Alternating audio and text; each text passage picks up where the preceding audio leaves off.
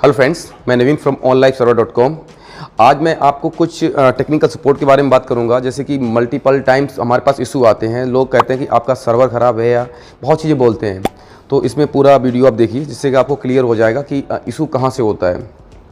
दोस्तों, होता क्या है कि मार्केट में बहुत सी सीएमएस यानी कि कंटेंट मैनेजमेंट सिस्टम सर्वर पर अपलोड किए जाते हैं। बहुत से लोग वेबसाइट बना रहे हैं तो अलग अलग फ्रेमवर्क में काम करते हैं, जैसे कि वर्डप्रेस हो गया, जिवेंटो हो गया, मेजेंटो हो गया, तो ठीक है, ड्रुपल हो गया, तो ऐसे पिस्टासोप हो गया, ऐसे बहुत से सीएमएस आते हैं। पीएचपी के सीएमएस यानी कंटेंट मैनेजमेंट सिस्टम आते हैं, तो वो अपलोड कर देते हैं। उसमें क्या होता है, कुछ एडॉन्स प्लगइन्स होती हैं, थीम्स वगैरह जो प्री डिफाइंड प्री फंक्शन मतलब किसी बनाई हुई रख देते हैं। लोग बहुत से फ्री में अपलोड करते हैं। आप लोग क्या करते हैं, वहाँ से डाउनलोड करके उनको प्लगइन्स या एडॉन्स या फिर जो भी थीम्स हो गई या फिर कोई कोड हो गया उसमें अप्लाई कर देते हैं। होता क्या है, जब इतना बड़ा प्रोजेक्ट होता है तो उसमें कुछ फाइलें ऐसी सेंसिटिव डाल दी जाती हैं जो हार्मफुल होती हैं वेबसाइट के लिए, सर्वर के लिए, वो डाल देते हैं। और वहाँ से क्या होता है, हैकर को पता चल जाता है कि आपने अपने कोड में ये वाला मेरा कोड असाइन कराया है, मतलब उसे डिप्लॉय किया हुआ है, तो उसके बिहाफ पर वो उसे पता चल जाता है और वो वहाँ पर सिक्योरिटी फीचर्स ऐसे लूप होल तैयार कर देता है, जैसे कि सर्वर में घुस जाता है। उसे मेलिंग करनी है, हैकिंग करनी है, डीडोस कुछ भी मतलब अटैक कराना है, कुछ भी कराना है, तो वो सर्वर में इजीली कर लेता है।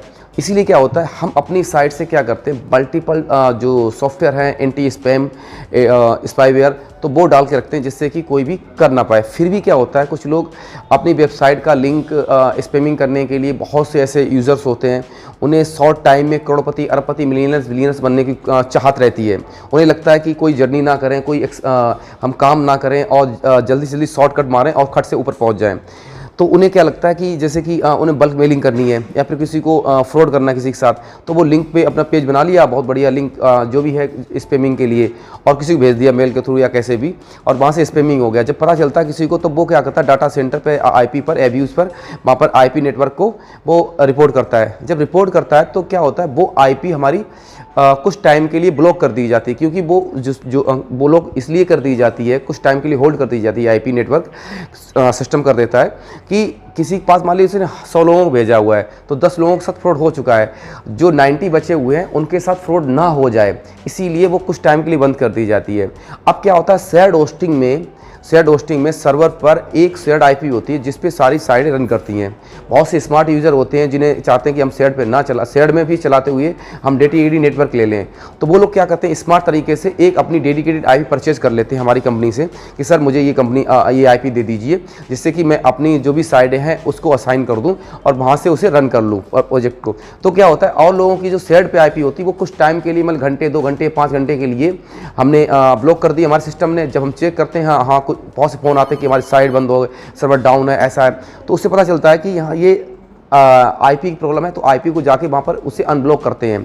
तो उसमें भी टाइम होता है कि कितना बड़ा फ्रॉड हुआ, कितने लोगों के साथ फ्रॉड हो चुका, कितने टाइम के लिए रोके, कितने बड़ी एक सिस्टम जो सर्वर होता है, वो एंटी स्पैम होते हैं, हमारे सॉफ्टवेयर हैं, वो ऑटोमेटिक पता करते हैं कितना मतलब बड़ा फ्रॉड हो सकता है। तो उसी हिसाब से लेवल से एक टाइम ड्यूरेशन डाल देते हैं। मान लिए 10 सेकेंड डाल दिए, 50 सेकेंड, 5000 सेकेंड, ऐसे करके डाल दिए, तो उसी हिसाब से सेकंड के हिसाब से वो ब्लॉक कर दी जाती है। तब तक हम चेक करके उसे साइट को सस्पेंड कर देते हैं, टर्मिनेट कर देते हैं, या फिर जो भी होता है उससे एक्शन ले लेते हैं और हमारी साइट अप हो जाती है। जैसे कि आज भी हमारे साथ ऐसा हुआ। तो कई बार होता है सर्वर की प्रॉब्लम नहीं होती, वो हमारे जैसे ही यूज़र होते हैं, हमारे आपके जैसे होते हैं, वो कहीं ना कहीं कुछ गलती कर देते हैं जिससे कि किसी के साथ गलत हो जाता है और सर सिस्टम को लगता है कि ये मतलब सेंसिटिव है, तो उसको हम अलग करने के लिए ये कर देते हैं। इसीलिए किसी को भी अगर शेयर्ड होस्टिंग में चलाना है तो वहाँ पर एक उसी सर्वर के डेडिकेटेड आईपी ले लें। डेडिकेटेड आईपी से क्या होगा, और सारे बंद हो जाएंगे लेकिन आपकी साइट बहुत स्मूथ चलती रहेगी। और इसमें प्लस पॉइंट क्या होगा, कई बार अब किसी बंद भी हो जाती है, सर्वर लोड भी पड़ता है, मतलब आपकी साइट में लोड भी आता है, तो स्मूथी स्पीड बढ़ जाएगी, क्योंकि ऑलरेडी आप मान लीजिए एक सर्वर पर 1000 साइटें होस्ट की हुई हैं और उसमें 1000 साइटें चल रही हैं, तो उसमें कहीं ना कहीं स्पीड, प्रोसेसर और रैम और नेटवर्क की कहीं ना कहीं जो रिसोर्सेज होते हैं वो डिस्ट्रीब्यूट हो जाते हैं।